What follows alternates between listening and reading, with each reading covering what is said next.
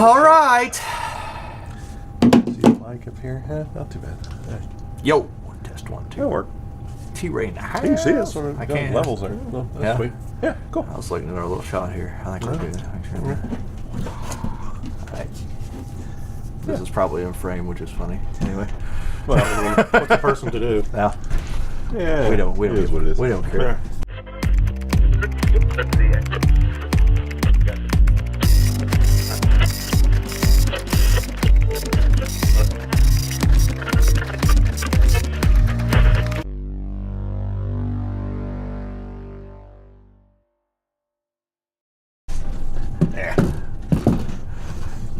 Welcome back to Three Old Tech Dudes. I'm Timmy.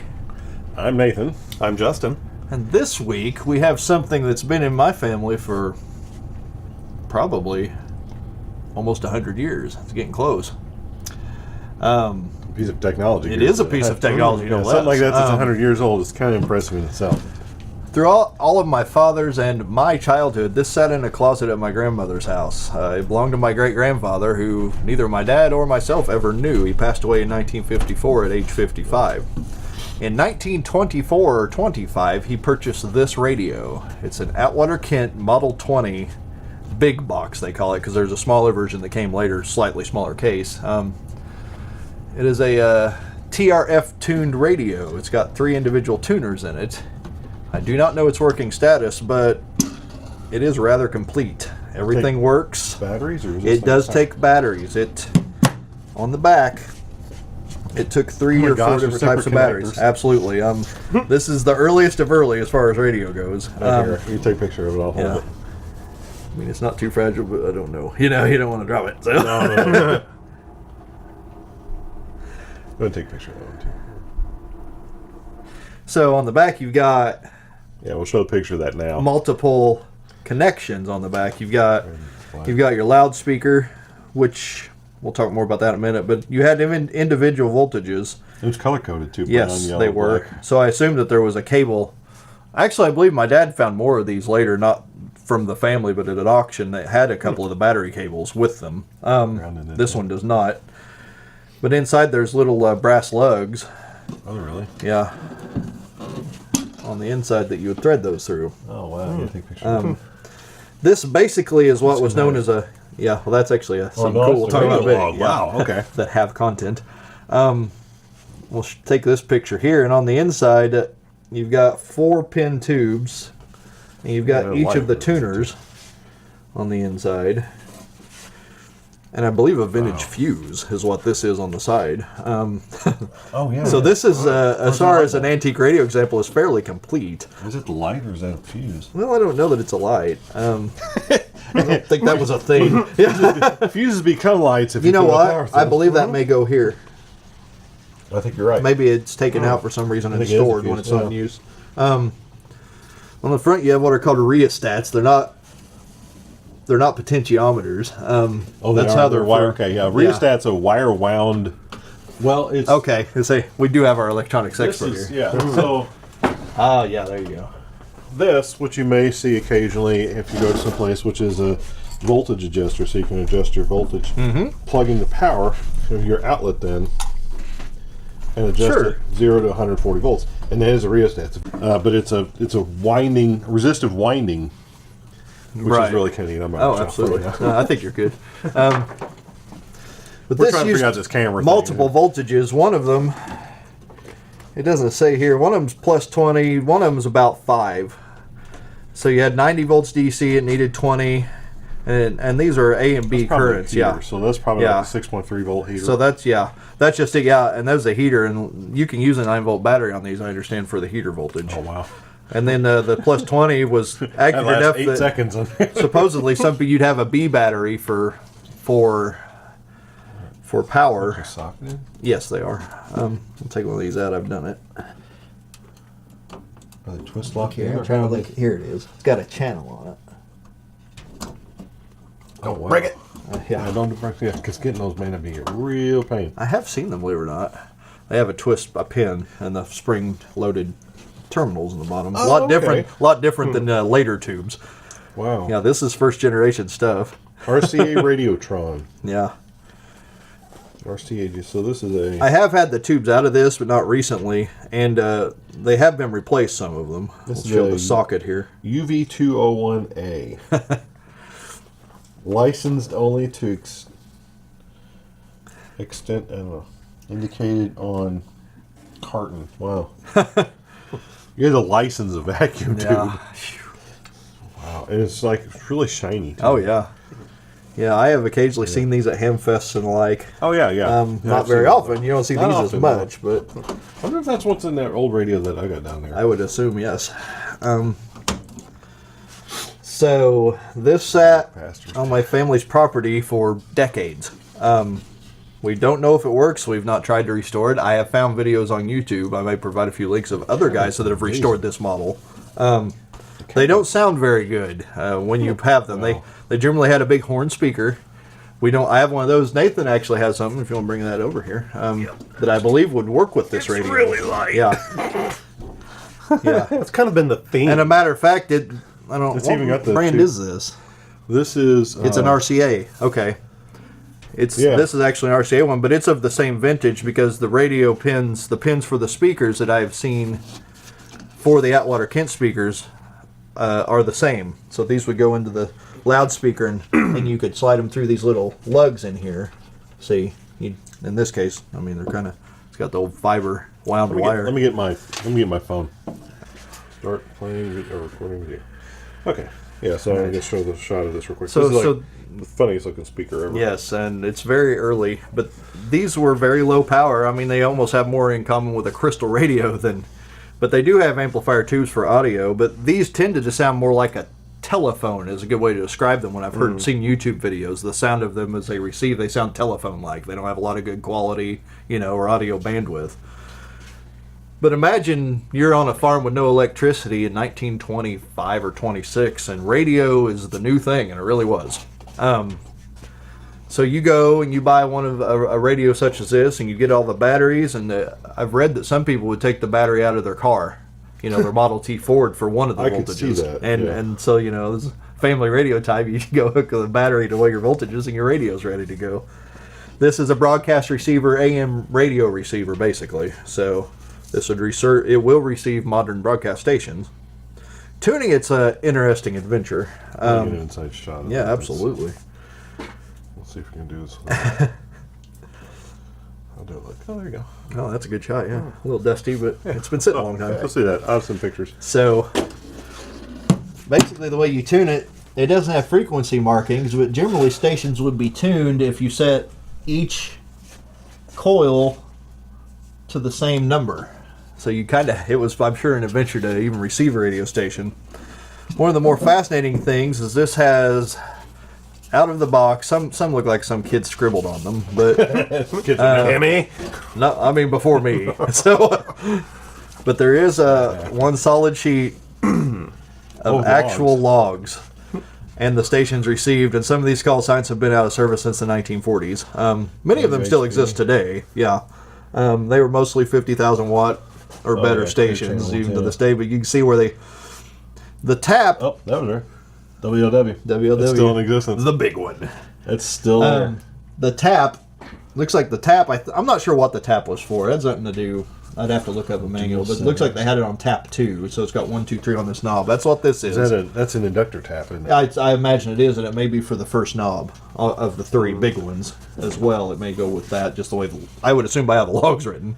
So, but you'll note that most of the stations were all set at a certain number, and they're all 3 the same on each of these. Oh, so, yeah, because they're just because this is prior to super heterodyne circuits. They were, I think, were in the process of being invented, but earlier and more affordable radios used this method, which wasn't as effective, but it did work. Yeah. So it's basically like a really advanced crystal radio. very much, yeah. It does have an amplifier too. That's probably the only big difference. So, I had a minor audio amplifier in it. So Yeah. very minor, but That's kind of neat. yeah, it's neat that we have the actual logs. I'll lay them out here. See them on the other camera. And these are stored in the back. So Yeah, that's kind of yeah. So there's a term usually referred to, not necessarily in AM, but usually referred to in shortwave, but the shortwave listening, that used, you have logs, kind of like hams Absolutely, log all their yeah. contacts. Shortwave listeners will do the same thing. Yeah. This was back in the day with AM radio was that way. And it was such a thing, yeah. I mean, and it's amazing that the logs exist. These radios are not that uncommon. My dad has found them at farm auctions. Yeah. The local museum in our town has a Model 30, which is still a TRF, but it only has one knob. They're mechanically gained. This radio is older than the one at the local museum, which I think is wonderful. But it's about 5 years older. So, well, maybe 3 or 4 years older. But because they refined this over time. This company was based in, I believe, Pennsylvania. It says on the little tag. There we go. Yeah, Philadelphia, Pennsylvania. So it's an Atwater Kent receiving set. And these... this company did really well for many years. I think the Depression hurt them. I believe they went under, but before they were done, they were creating full super heterodyne tube radios like Zenith and RCA and companies like that, but they did not survive as long as some of the others. But this is an early example. This is basically, this was the first Atwater Kent in a case. Before that, all the components inside, they had these thing called breadboard radios, and they'd have the knobs set out. And that's what this is in that family of radios, so... It's considered portable. Yeah, this, we don't know a lot of the history.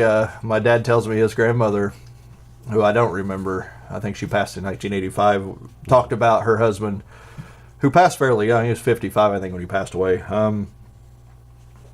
Listening to this radio in their younger years out here in southeast Lawrence County. So a lot of we don't know about the antenna, the battery cable, and the speaker are lost. My dad has obtained a horn speaker. It's a little rough that would go with this. I have a speaker similar to the one Nathan was showing a moment ago.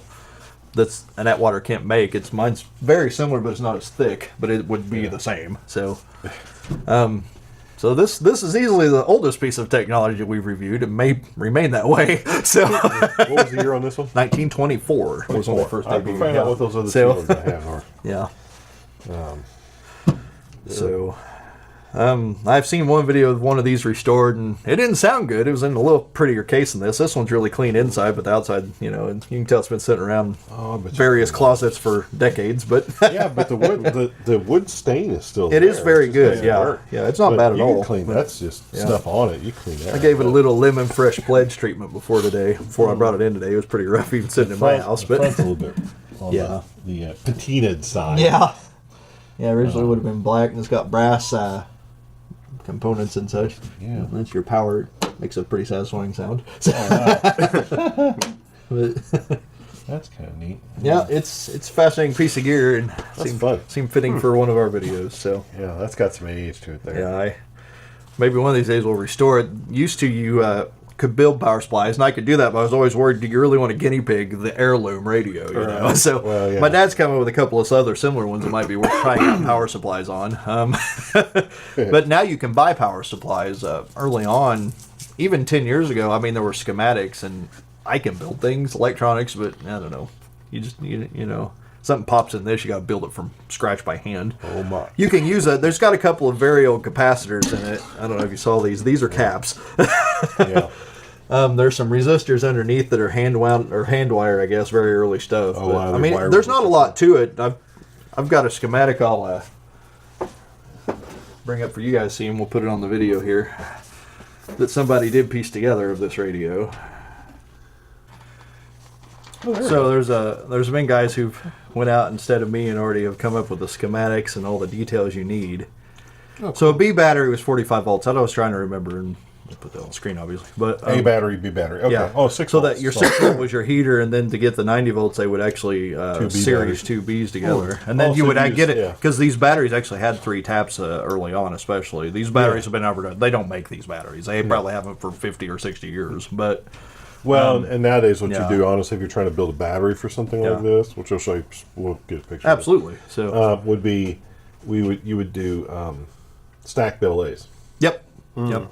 Yeah. But what's great is there's been some affordable manufactured power supplies made in the last few years, under $100, and I thought that might be yeah. worth the effort to just obtain one of those and try it out. But Well, and the one I did for that one backpack radio, 6 volts easy to come up with. Mm-hmm.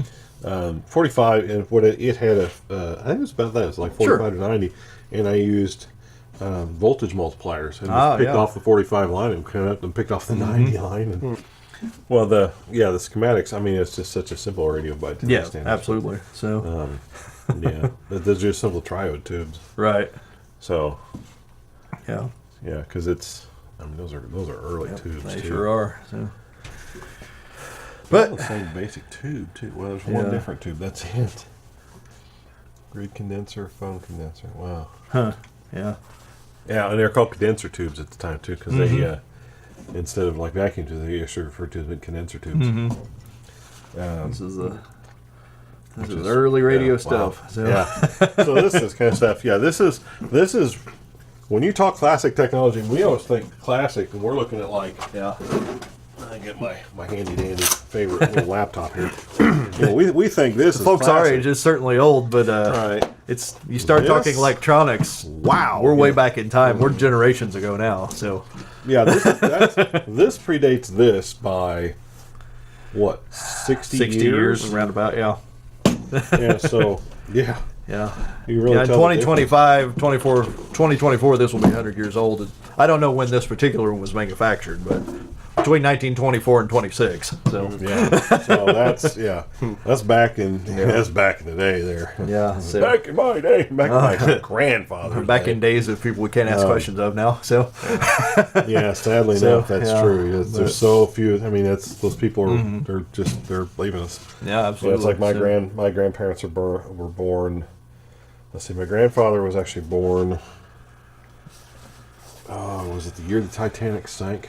Really? No, like the year before the Titanic sank. Maybe that's when something, 19, it was yeah. 1910. So he was born in like 1910, I think it was. Yeah. And then, but he passed away in the very early 90s. And then my grandmother was born, I think, 2 years after the Titanic sank. So- Purchaser of this radio, because I had enough sense to call Dad on the way over here and ask him, was born in 1899 and passed in 1954 at 55 years old. So when he bought this in his young adult years, really, to listen to. Now, So if you want to think about something really neat, especially for those of you who don't really realize it, so that person was born in the days before cars. They were experimental at best at that time, and Right. really rare. When they died, computers were out. oh, well, yeah, that's really something. Yeah. Now they were huge, but by the mid 1950s, IBM was making computers, and they were vacuum tubes still, but they were making computers. I think Absolutely. The Sage system actually came out then, which was, if you see the Sage system today, even though the fact it'd be like, oh, it looks like something out of the 70s, it was actually out of the 50s. It used it had graphics on the screen. It was used for yeah. like air traffic control. That was made in the 50s. Based on the technology of this. More or less, yeah. And You know. small evolutions in it, yeah. Yeah. And I mean, the computer history and radio history really kind They of... really do go together. They really do go together, because your guys who were developing radio technology were some of your guys developing And computers. you know, people later. don't, I think, consider that today. A lot of people are like, "Well, I like computers. What's this radio stuff?" Or, you know, even in modern times, I'm like, Yeah. there's a lot of parallels. There's a lot to learn from one to the other in some Oh, cases. yeah. So, Yeah, because especially when you start thinking that the way that a computer has to work, especially if you're thinking early computers, like the ENIAC or Colossus or one of those, which is a really code-breaking computer. yeah, They use vacuum tubes, not dissimilar from this. I mean, they were, Right. a little bit, a few years newer, but Sure. but the technology was really the exact same. yeah. This is really before a triode tube, for example. Yeah. Well, this is Pretty the first. This is simple. the first triodes, but this It is is a triode, isn't These it? are early So- triodes. But Showing my ignorance already. well, but like at the end of the vacuum tube world, which by the way is still not happening. There's still new developments There are, happening yeah. in that. Really for like military and for like amplifier use and stuff like that. And occasional ham radio thing still, not as Sure. often, but it's more of like enthusiasts. But the technology has so come so far now. The vacuum tubes, they've shrunk to this tiny. Absolutely, things. yeah. And like the backpack radio I had, which I wish if I find a picture of it, I'll put it up now. But just no guarantees on that. But it used like 10 or 12 vacuum tubes in it, but they're tiny little things. Sure. Really tiny. But back in the day, these things, they look like light bulbs, Yeah, very much. because vacuum tubes came from the world of light bulbs, and they were trying to figure out what was causing, different things. And that Right. you can actually see if you look. You can really can a kind of see little the bit, actual yeah. stuff inside that one. Yeah. Kind of see that a little bit, yeah. But I think it stopped recording again. It did. Lights off. what's that all about? It was plugged into power. All right. Anyway, Here, we'll use this. Let's see, so Andy. you can kind of see what this is. I don't know if we took any close-ups of the last one we had out, but Video start. There we go. So let's see if I can get up in there. Oh yeah, so you can see the parts. hold up to the light maybe. Well, yeah. Let me help you a little bit. What are we Yeah, doing you at kind of that get an idea there. It's a bad angle, bad. Sorry. Yeah. You kind of see through that. They're kind of frosted. I think that's intentional. I don't know all the details, but Yeah. Well, and that was an effect of the early light bulbs. They'd noticed that the outer part of the glass was collecting all this stuff, and they didn't know what to do with it. And then they finally realized that it was, and I'll put the term for what that is down here, but there's RCA a term, I can't remember what it's called. Radiotron. But that They all have General concept Electric logo became these. stamped into the tubes. I noticed. I thought it was interesting. Yeah. Yeah, some of the some vacuum tubes. I've got a bunch sitting around here somewhere, but Yeah. vacuum tubes themselves are really fascinating devices. They are. The way they work and everything else. Well, So, I don't know if we have anything else to say, but I think that's it for this. I kind of wish we could fire it up, but that may be a project for Say- when we have a little bit more time Yeah, and we'll, we have the ability to actually we'll, test some of this we'll look stuff. into Right. that. So Yeah. that's kind of the direction we'll head eventually. But Yeah. anyway, for now, I'm Timmy. I'm Nathan. I'm Justin. And we're three old tech dudes. We are three old tech dudes. Yeah.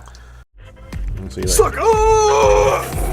I didn't have anything for that one. That was fun.